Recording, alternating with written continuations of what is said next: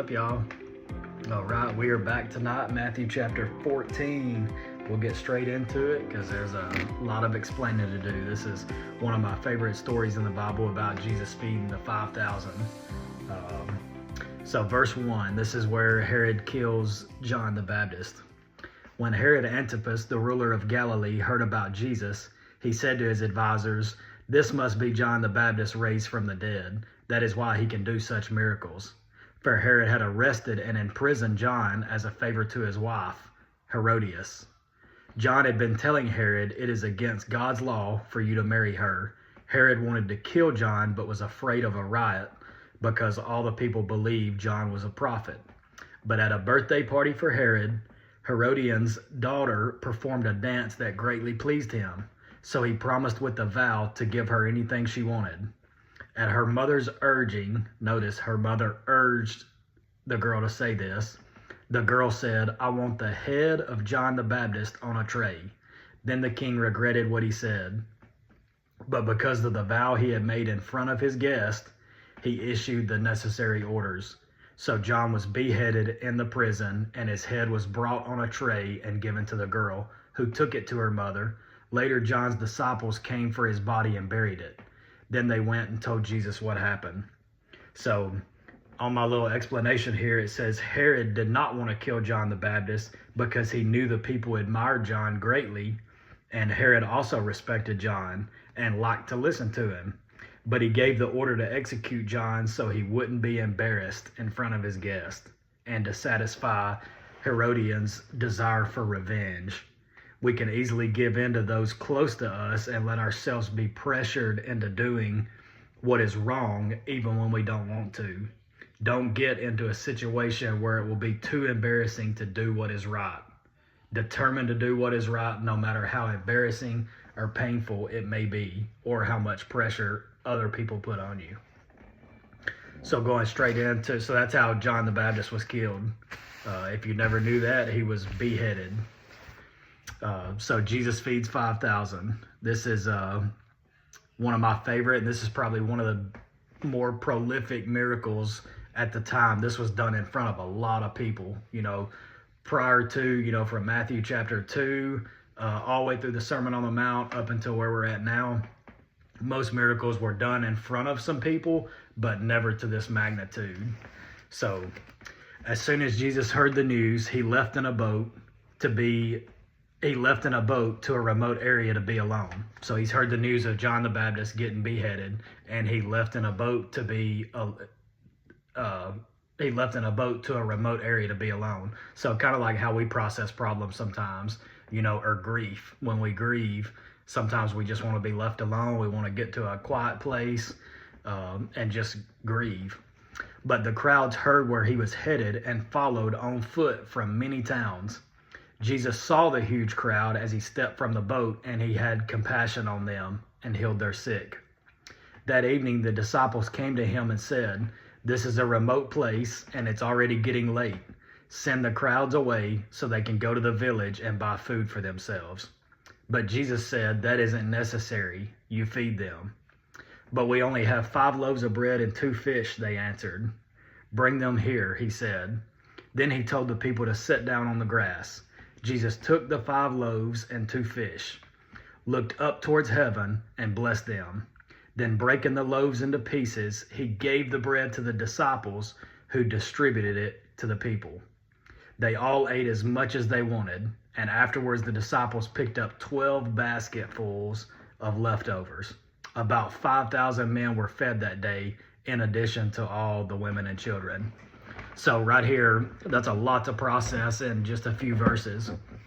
And I'll see if I can find it in the King James Version, because I do like the way it says that. Let's see.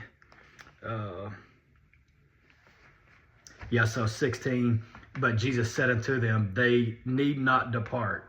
Give ye them to eat. And they said unto him, We have here but 5 loaves and 2 fishes. He said, Bring them hither to me. And he commanded the multitude to sit down on the grass, and took the 5 loaves and the 2 fishes, and looking up to heaven, he blessed it. So he blessed it, and at that point we know he had 2 fish and 5 loaves of bread, and he broke it When he broke it, that's where we lost count. So sometimes it's in the breaking of life that produces the blessing of life. And gave the loaves to his disciples, and the disciples to the multitude. So notice, Jesus didn't give the food directly to the people. He gave it to the disciples, and they distributed it. Sometimes the blessing that you're waiting on might not come straight from God. It may come through somebody else. So we have to be careful who we count out. The little boy that brought this lunch, they didn't even count him. The 5,000, they just counted the men, not counting the women and children. And it was a child that had the food that ended up blessing everybody. So we got to be careful who we count out. Verse 22, Jesus walks on water. Immediately after this, Jesus insisted that the disciples get back into the boat and cross to the other side of the lake, while he sent the people home. After sending them home, he went up into the hills by himself to pray. Night fell while he was there alone. So I imagine he's probably up on the mountain praying, saying, God, I've really set it off now, and he was just preparing the burden of being blessed. Sometimes when you're blessed, it's a burden because of the way other people see it. So I feel like he was probably preparing for the burden of being blessed. And he prayed so long that night fell. Meanwhile, the disciples were in trouble far away from land, for a strong wind had risen and they were fighting heavy waves. About 3 o'clock in the morning, Jesus came towards them walking on water. When the disciples saw him walking on the water, they were terrified. In their fear, they cried out, "It's a ghost." But Jesus spoke to them at once. "Don't be afraid," he said. "Take courage, I am here." So here comes Jesus walking on the water.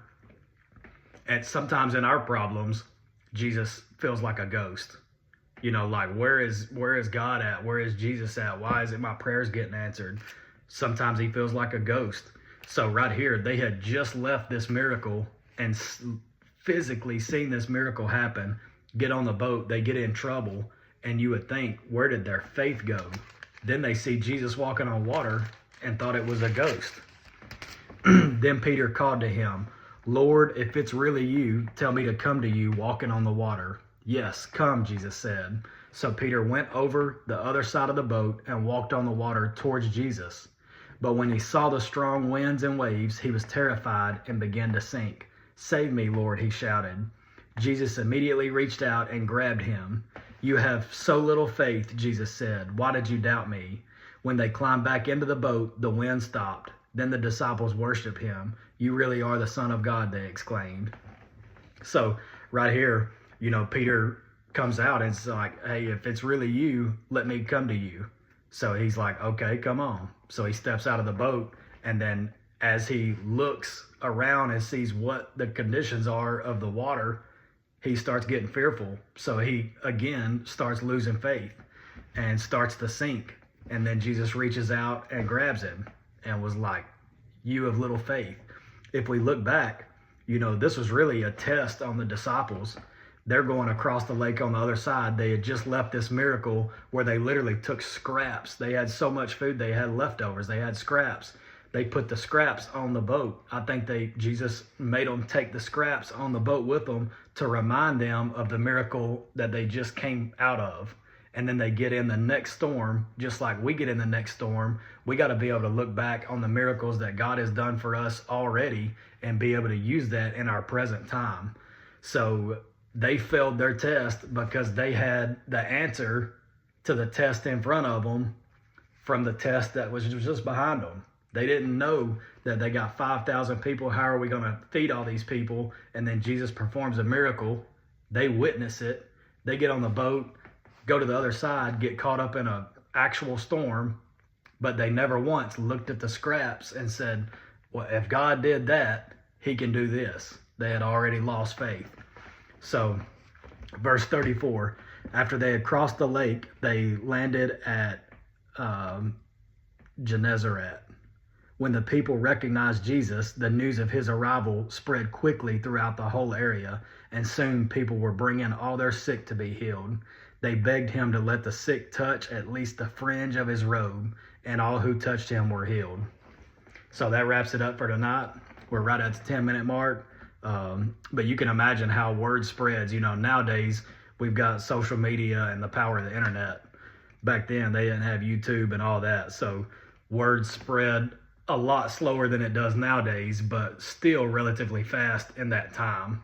You could imagine living present day with Jesus physically on earth, walking amongst us.